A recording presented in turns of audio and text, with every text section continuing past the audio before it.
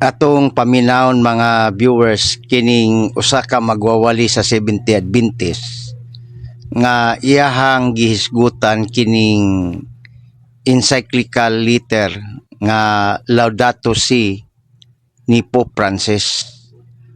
Atong paminawon unsay ilang interpretation niining maong dokumento. Human ato ning tagaan og komentaryo mga kaigsunan.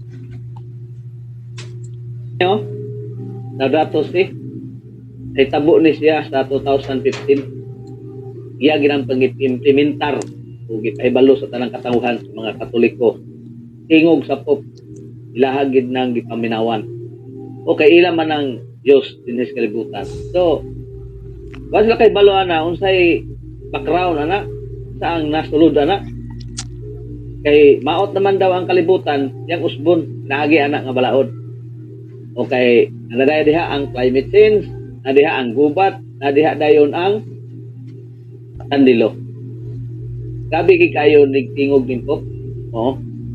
Mao na nga ang nigamit ani karon siyang gahom mao ang Amerika. Gamiton gini. Tungod kay mao nay nakita kunuhay kalibutan. Matuman gini siya kay kitagna na ni siya sa prophecy. Sa Biblia diha sa Pinagday 13. So kami dili nami makurat kung anong nahitabo na.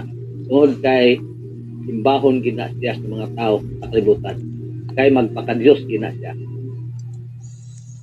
Ang ato ang komentaryo tubag ni ining magwawali sa Seventh Day Adventist nga nanghilabot na pod sa dokumento sa simbahan kining Laudato Si.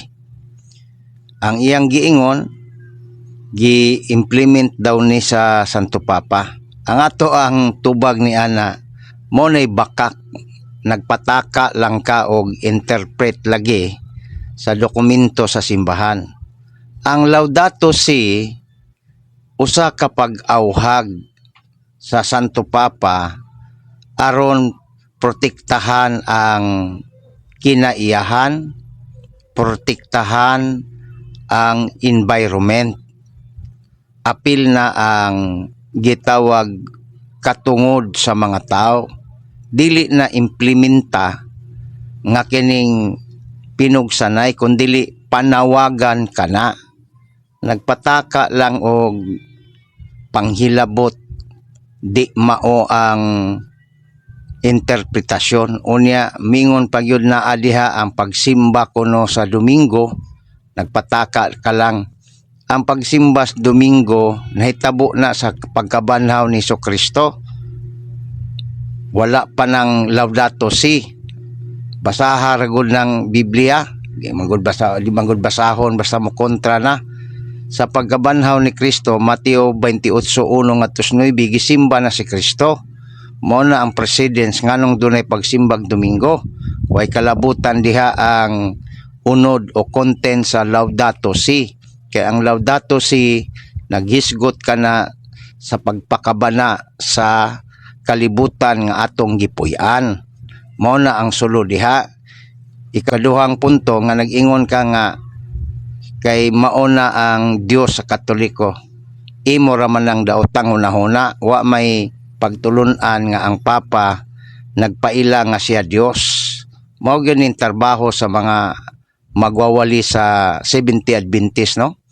Magpataka og sulti kay aron ang mga tao mutuo sa ilaha, labi na tong walay alam og maghimo dayon og desisyon nga mobalhin ngadto sa ilang relihiyon bisag bakak ang gipangyaw-yaw. Balikon nako ang Laudato Si usa ka dokumento nga pag-awhag sa usa ka Santo Papa nga si Pope Francis aron ampingan, aron protektahan ang kalibutan nga atong gipuy-an, ang environment, ang ecological protection, ang panawagan o human equality. Mao na ang sulod sa Laudato Si. Dili ning giyaw-yaw aning usa ka sabadista nga way hanaw, nagpataka lang og sulti murag suhito sa doktrina o social teaching sa simbahan. Mao na ato ang komentaryo. Daghang salamat o maayong adlaw kanatong tanan mga kaigsunan.